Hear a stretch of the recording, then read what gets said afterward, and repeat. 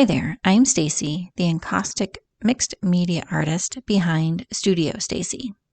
I work and create out of our home here in Northeast Ohio in a large, messy, light-filled studio. Encaustic literally means to burn in, so I paint with a torch and hot beeswax mixed with a tree sap, and well, pretty much anything else I can get my hands on. When I'm not in the studio, I'm out exploring nature with my husband, Matt. Thanks so very much for being here. Consider subscribing and join this artsy community. Don't forget, hit that thumbs up button, which helps me get introduced to more like-minded people like yourself.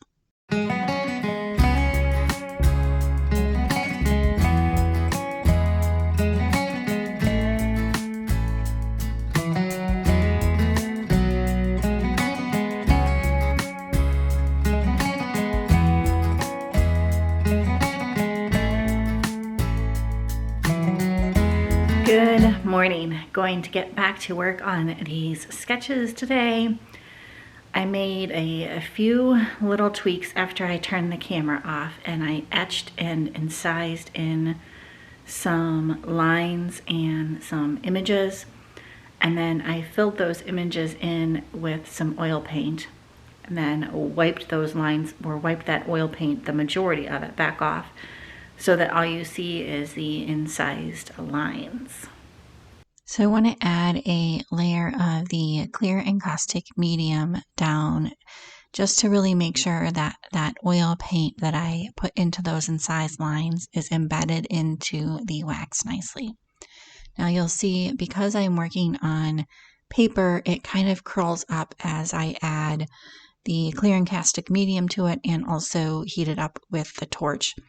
If it was on the wood cradled panels, obviously they wouldn't curl, but I'm not too concerned with it curling up a little bit, and eventually that paper will flatten back out. Up next, I need to figure out what colors I want to use with this sketch. And as I was rooting through my colors, I noticed that some of these paints I don't have swatched out onto these paint sticks. So I'm going to put a pause on this sketch briefly and do that next. So I think I have shared this before, but I make my little paint sample sticks, paint swatches, out of like a piece of flat molding. And when we were cutting panels a week or so ago, I cut a bunch of these little pieces of molding up, and now I just want to put some gesso down on them, let that dry, and then there's a green new paint that I got a while back that I want to put on one of these paint sticks, paint swatches, to see exactly what the color is. Okay, here's the molding, and it comes in a long piece, and then we just chop it down, drill holes in it, and then I put gesso over top before I put any of the wax down. But it's called screen molding if anybody is interested. All right, I'm gonna let those paint sticks dry, and coming back over to the other side of the work table, I got this image put down onto the background, so I'm gonna work on this for a few hours this afternoon. I also wanted to show you the basic setup. I might put the camera in fast time-lapse mode, so I just thought I'd show you my basic setup here first.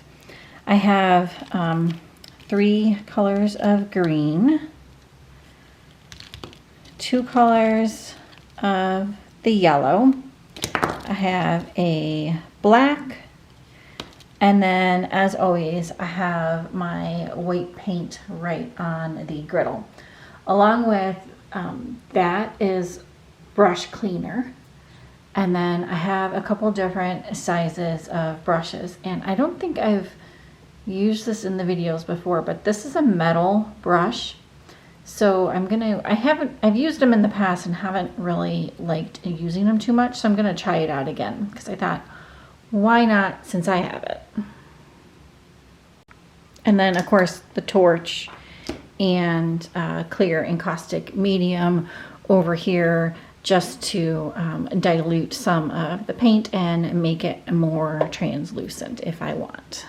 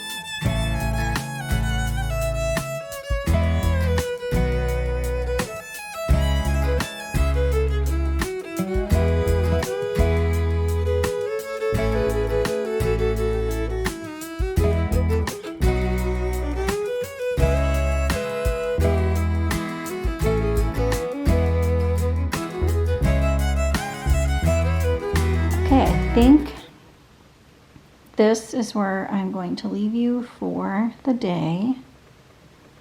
I am not completely convinced on it. Not sure. But I'm going to let it sit here, sleep on it, and see where it takes us. I almost forgot. I wanted to give you my thoughts on this metal brush. If the camera would focus. There it goes. So it's all right, but honestly, I think because it's metal, it cools off really, really quickly.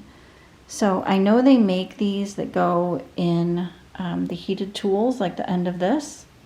So I think that would be better. Just personal opinion on this, but I'm not convinced on the metal brushes because they cool off.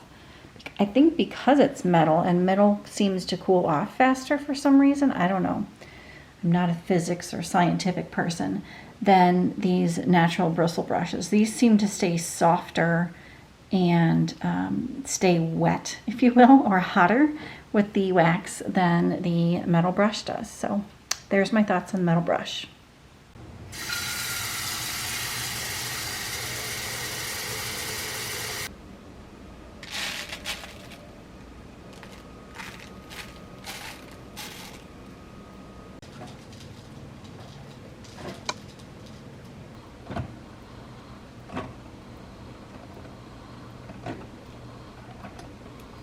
Good morning. It is rainy and cloudy out. I don't know if you can hear that coming down on the roof, but it is raining pretty hard outside. At any rate, today I wanted to get those paint sticks swatched up, and so I'm going to turn the wax on, and while the wax heats up, I thought maybe we could have a little heart-to-heart. Yesterday might be considered what one would call a wasted day. I spent the day on the phone and running around doing errands and picking up a new look here.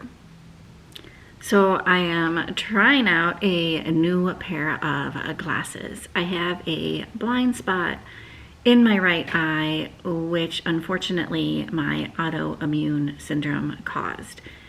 And for the most part, most of the time, my left eye does make up for that blind spot, but it is right in the center, a little bit off to the center of my right eye, and it can be rather annoying because I kind of have to look around things from time to time to see clearly. So after going to multiple different retina specialists and eye doctors, I decided to try out a new pair of prescription glasses to see if that might help relieve some of the strain on my left eye and maybe see more clearly around that blind spot, maybe. Fingers crossed. And you might be wondering why the heck I am telling you all of this information. And it is because it has to do with the idea behind this new painting series.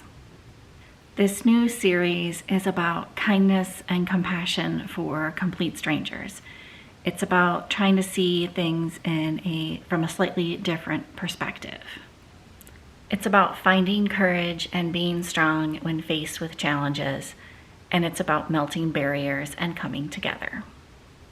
I hope I can convey all of this because I know I need reminded of all of these values, especially on those wasted, frustrating kind of days. And I know it's a lot of pressure to put on painting, but I think it's going to be worth it. I hope it's going to be worth it. All right, so that wax is now heated up, so I will stop this little heartfelt conversation. I hope that made some sense about where this painting series is going, and you have a little bit more, I guess, understanding of what I'm trying to convey.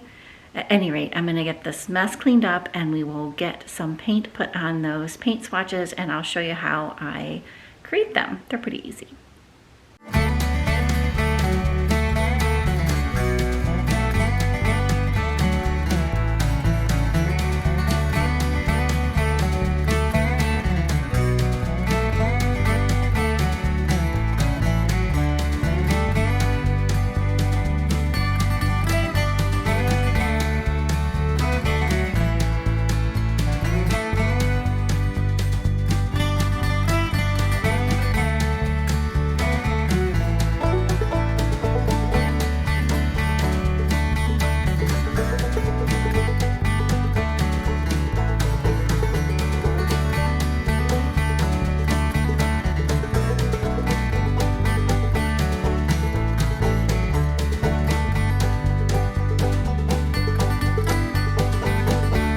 Okay, so I've pulled out all of the colors I want to do paint swatches with.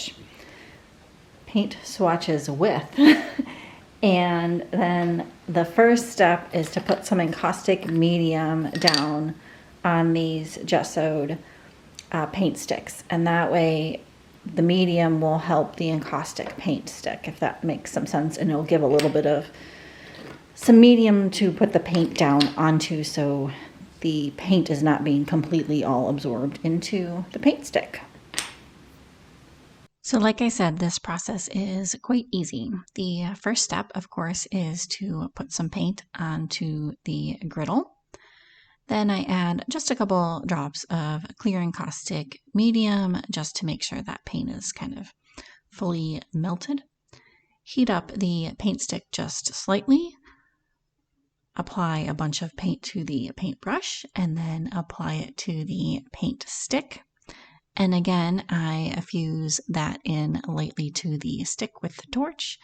And the very last step is to simply write the color name on the back of the stick.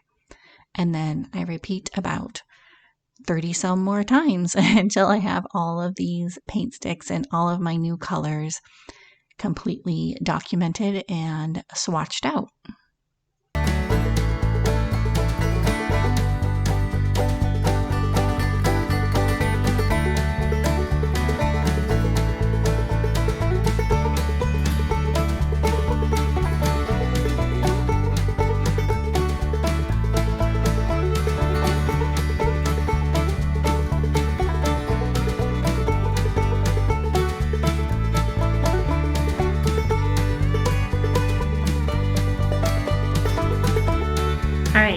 get all of those swatches back there put away, and I think call it a day up here in the studio.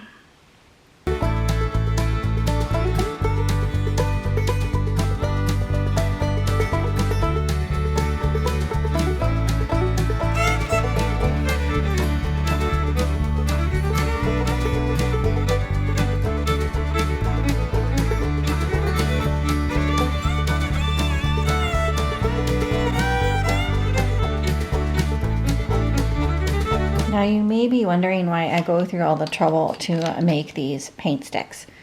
And there's a couple of reasons. One is you don't have to like dump these bags out and figure out what color you want. And I try to put them in light to dark order on my little ring so they're kind of nice and organized. The other reason is it's hard to see the paint's true color when it's in this solid wax form, because you know the wax is quite thick. When you put a layer of wax on a painting, it's not that thick. So you can see this color is this color on the stick. Quite a bit of difference. Now obviously you can tell it's green and green, but you know it's hard to get an actual good representation just by looking at the paint itself. Another very good example of this is this color right here. It almost looks black, if you will. Has like a somewhat of a bluish green tint to it, but this is actually the paint color. So a big, huge difference there. So I was thinking I might do some color mixing. Well, not might, but I'm going to be doing some color mixing with a lot of these colors, kind of coming up with a couple different color palettes for this painting series. I might do that over on Instagram. Let me know if you guys would be interested in seeing that on Instagram, or if you're more into the YouTube videos. Also, I am wondering if you guys wouldn't mind letting me know where you found me on. Like if you just did a search on YouTube for Encaustic Artist, or if you follow me on Instagram, which then led you over to here, kind of how you found me here on YouTube. And if you don't follow me on Instagram and are interested, I'll put my Instagram link down below in the description so you can click on over there and follow along. Obviously it's a lot shorter, a lot more photos and things like that over on Instagram. I don't do any long format video over there, but I do try to do a reel every now and then. So at any rate, I'm gonna let you go for the day. This might be the end of the video. I might try to edit some and see how long it is, but I will obviously pick you guys back up and let you know in just a few seconds. I'm going to leave you here with a few more close-ups of this sketch from today. I do hope you enjoyed this painting video. If you did and would like to, please give it a great big thumbs up. Also, consider subscribing. It really does help me out. As always, thanks so very, very much for watching. We'll talk to you soon. Bye for now.